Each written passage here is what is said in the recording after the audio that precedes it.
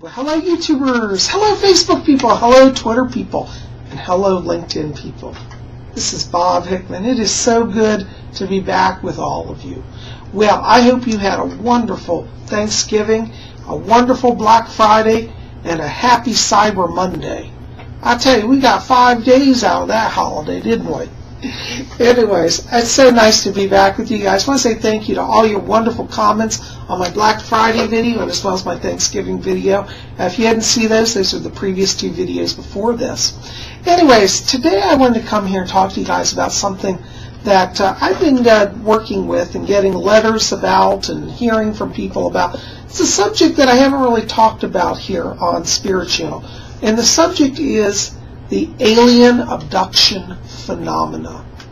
Now, I have talked about UFOs, and a lot of you are loving that stuff. And, but some of you have written me and said, Bob, I'm afraid I've been abducted. I'm scared. Well, for those of you saying, what are they talking about? Well, let's define what an alien abduction is. There are people who have claimed that at night aliens have visited them either in their bed or at their home. Some people have claimed to be out in their backyard. When they see a UFO sighting, or they may encounter a sudden appearance of an alien being. And people have claimed that during this encounter they were abducted, literally taken aboard a spacecraft and had an encounter with aliens. Now, these encounters are interesting because the majority of the people that I have been in touch with who have had this experience have told me, they have said that usually that what happens is they become paralyzed. They have a sense of not being able to move. And then the beings beam them, literally like a tractor beam. They beam them aboard the ship, and then they're examined. Some people have said that they take blood samples, hair samples. They've had things injected in their noses. They've had chips implanted in their bodies. A lot of things happen during an alien abduction. And what is assured is that I do not believe that most of the people that are telling us of these abductions are imagining it. I really think we are encountering people who really have had a real experience. You say, well, how do you know, Bob? Well, I work as a professional psychic. Yes, for those of you new to my channel, I am a full-time psychic medium, and I see people all day long. And in the last probably 2-3 years, I've had an increase in people coming to see me who have been claimed to have been abducted by aliens. Now, some of you are going to say, oh, Bob, these are just crazy people. Well, I would be tempted to say that if it was some person that was all on drugs or something drifting in. But the people who I have encountered who have been allegedly abducted by aliens, one of them was a school teacher, professional school teacher. Another person was an attorney who owned a law firm. So these are, what I would consider to be rather sane, balanced people who have positions of responsibility. And they each are unconnected, have told me very similar stories of their abduction. And the lady, the school teacher, what happened was she was literally in her bed at night, and she said there was lights outside of her house. And then there were just suddenly people standing by her bed, and she was paralyzed. And that's all she remembers. And then she remembers being awake aboard a ship, but it's kind of hazy. In the case of the attorney that I met, he had a very similar experience, except he was driving his car, and he said he stopped his car, pulled it over, and then he said out in a field he saw people. And that's all he remembers until he remembers being put back into his car. So there are people who have these experiences. Now, each of these people have undergone clinical hypnosis. And as I understand from their own accounts, the hypnosis did reveal actual events that occurred. And the stories seem to be very parallel. Well, this has had me doing a lot of research.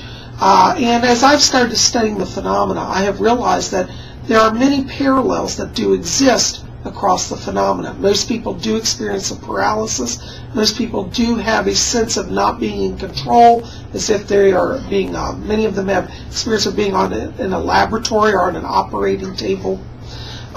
So for most of the people who've had this happen, the ones I've spoken to have said it was very terrifying for them. Now, does that mean that the aliens doing this are enemies? Now, some people would say, yes, that makes them enemies.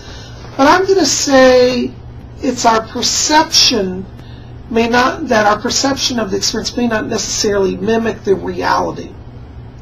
Yes, we may be afraid, but the intent of the aliens, as far as I have seen, has not been to hurt anybody. They're simply studying people. Now, we as humans do a similar thing. Have you ever watched, National Geographic? When scientists go out in the, to the jungle and they harpoon, they shoot a monkey or something and they tranquilize it to take it back to work on it, to heal it. Like if it's an animal that's injured in the wild, they want to repair it, to heal it, they sometimes have to take the alien or the animal against its will. Well, this is kind of what the aliens are doing. They are just simply taking people. Yes, it's against their will, and by human standards, we think, oh my God, that's abominable. But I'm thinking that perhaps the aliens see us very much like we see the animals in the wild.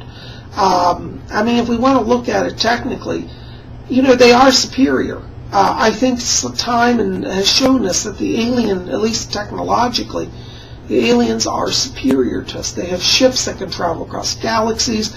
They can materialize and dematerialize their ships as well as their personages. So they are obviously working on a level technologically is higher than ours. And I think this is what's creating this fear. So people say, well, they can't be our friends because if they were, they wouldn't do that. Well, not necessarily. I love the birds outside of my home. But if one's injured, I'm going to take it into my house and heal it. Now, that bird would probably, at the moment of being picked up, brought in my house, be terrified. Just like we humans. We don't know what's going on. Who are these strange people taking us? And so, as humans, we want to classify as that's evil, that's bad, they're the enemy. And I'm going to ask us just to step back and look at it from another way of maybe they're trying to help us. Sometimes people have to be helped against their own will. There are people who have to, for example, turn in a family member to the police who's, for example, stealing or because they're drug addicted in order to get them arrested, to get them help. I've seen that. Some people have had to have their family members committed to psych wards because they're a danger to themselves and others. So, there are times which other forces intervene to take away somebody's freedom. Doesn't necessarily make those people evil. It just means they're taking an action that they deem as necessary. And I really think with the aliens we have to look at it this way. Throughout history there have been a lot of different cases. Back in the 60s there was the Betty and Barney Hill case of abduction. One of the more recent ones in the 80s and 90s, which was very famous, was the author Whitley Strieber. And he wrote a book called Communion, which I would recommend you guys read. Whitley Strieber is now a very active member of the UFO community and does study the abduction phenomena.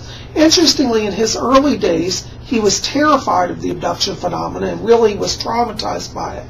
But interestingly, as he's evolved in his understanding of what occurs in that phenomena, Whitley Strieber now talks a little differently about it, more as if, he sees them as benevolent brethren who are here to enlighten and help us. I think he's let go a lot of his fear. It's very interesting because when we talk about dealing with abduction, we have to look at it in kind of a multifaceted way. One thing that we want to look at is, what actually occurs, okay? And then two, what is the intent behind the action of those who are involved? So as we've said, what actually occurs is it appears that most people are just simply studied. There is some speculation and perhaps even some evidence to the fact that the aliens may be doing a breeding program. There has been discussion that their genetics are flawed and they're trying to use human genetics to combine with theirs to create a new race to help their race survive. If that's true, that's certainly very interesting. And there have been women who have claimed to have pregnancies and had the children then abducted by the aliens before they were born. So that, of course, is very traumatic. Also, we have to think about, when we're talking about alien cultures, what we define as ethics may be very different from the way they're defining ethics. So we might say, well, it's absolutely wrong to do that, to take somebody against their will. In our world and in our culture, yes, it's wrong. but we're dealing with another race, another time, another people that may have a different view.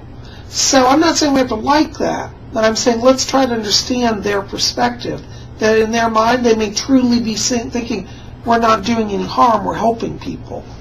And if we can let go of our fear of the experience, then we can start to open a dialogue. You see, one time I said to somebody, I said, I wish they'd just come take me, because they wouldn't have to sedate me. I'd go gladly on their ships. And I still say that.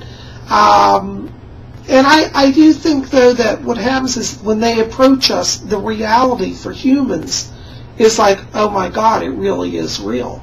And for many humans, it's too much to take. So they sedate people to prevent them from injuring themselves or hurting anybody, to minimize trauma. Just like we would tranquilize an elephant in the wild if it had a broken leg, we'd tranquilize it to fix its leg.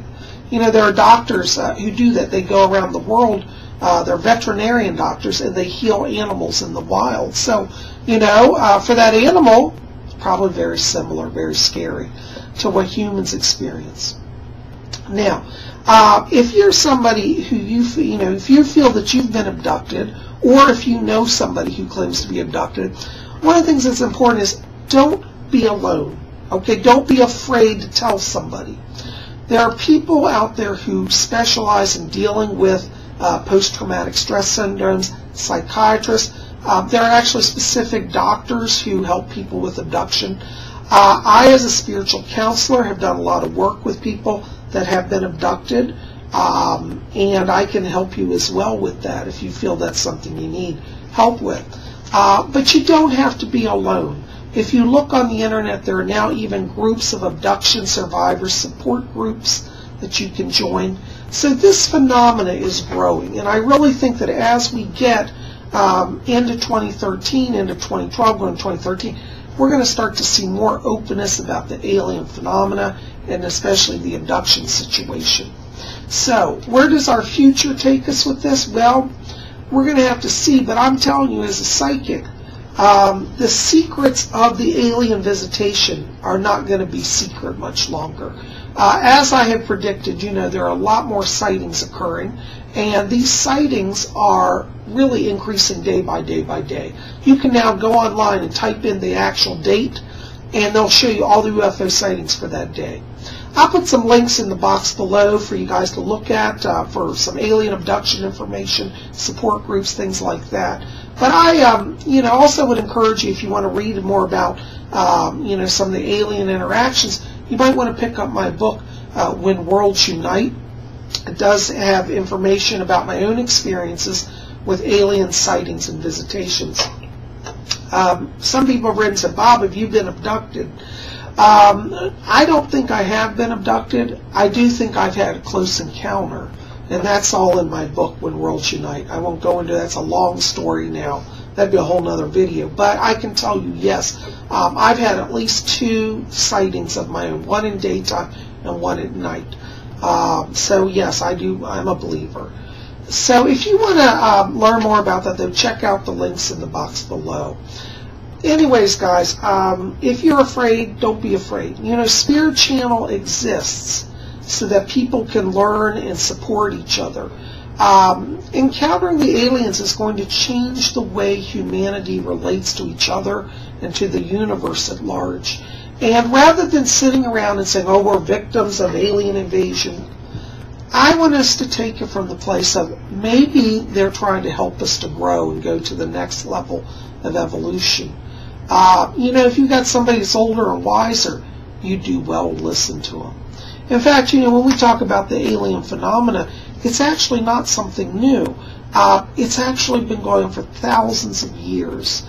If you study the ancient Egyptians, they have pictures of UFOs in some of their drawings. The people of Atlantis were in regular communion with UFOs. So this goes back 30, 40, 50,000 years that we can trace of human interaction with aliens. So it's not just some new thing that's come up on the scene. But as we are going in the next few years, this is going to start to now come into the mainstream. and the alien presence will come out and be known, and we don't have to be afraid about it. So anyways, if you've had an experience and you feel afraid, reach out to me. Let me see if I can help you, or I can get you to somebody who can help you. Anyways, if you've had a UFO sighting, an alien abduction experience, I'd sure love to hear about it. Put comments in the box below or do a video response, and I'd sure love to hear about your experiences. Anyways, keep it here at Spirit Channel. You know, Thursday we've got messages from the spirit world coming, and we'll have more videos coming throughout the week, so keep it here at Spirit Channel. Thanks so much for your support. Blessings to all of you.